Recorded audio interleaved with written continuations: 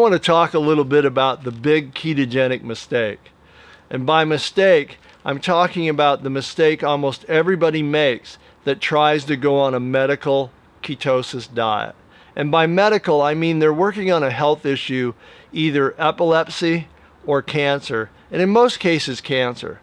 And I've talked to quite a few people that have adopted this diet for cancer, and in my opinion, it is the best diet to go on if you have an issue with cancer, because ketosis is basically a way of cutting off the main supply of energy to a cancer cell. Think about this. A cancer cell has now expressed part of its DNA to switch the metabolism of that cell over to just metabolizing fermented glucose.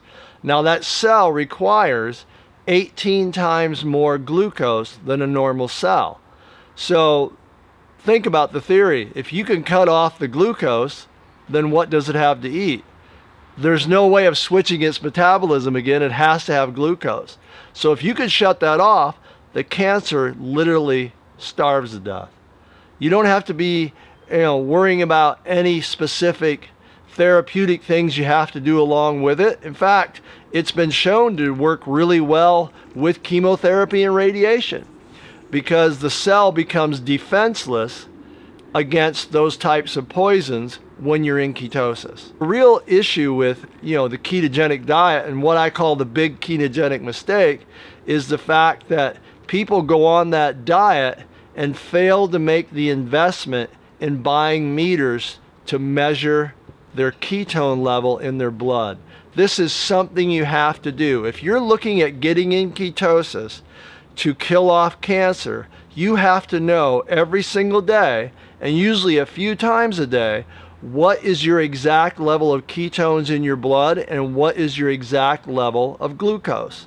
The idea is to lower your glucose somewhere between 60 and 70 and raise your ketones, I would say, up to somewhere in the 4.0 range. Now, a lot of people have an easy time getting up to 2.0 or 1.5, and they think they're in ketosis and their blood sugar is around 80.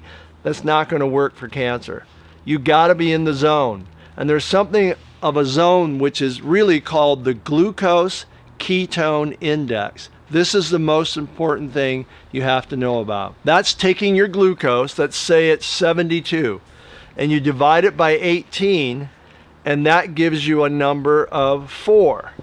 Now you want to divide that number 4 by your level of ketones.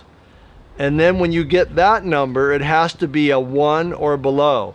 So if your blood sugar is 72, you have to have a level of ketones which is 4.0, because dividing 18 into 72 gives you 4. So now if you're above 4, you come out to a 1 on the glucose ketone index, and that's the perfect zone, 1 or below, to where cancer is basically starving. It has no access to the glucose in your system. And so this is what you have to shoot for, and you're not going to figure that out. You're not going to know what foods keep you in that range or how often you can eat if you're not measuring your blood ketones and your blood sugar. You can easily do this. I bought a meter at Walmart for $18 called the Precision Extra. Now the strips are more expensive. Glucose strips don't cost that much, but ketone strips can cost you anywhere between $4 and $5. This is what you have to do. Don't bother going into this diet if you're not going to go all the way. You have to avoid making the big mistake. You have to get a meter. I recommend the Precision Extra.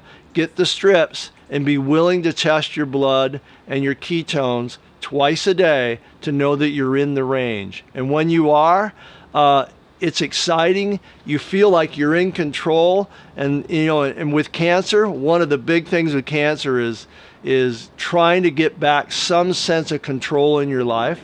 And going into ketosis and getting into the zone can give you that feeling of control.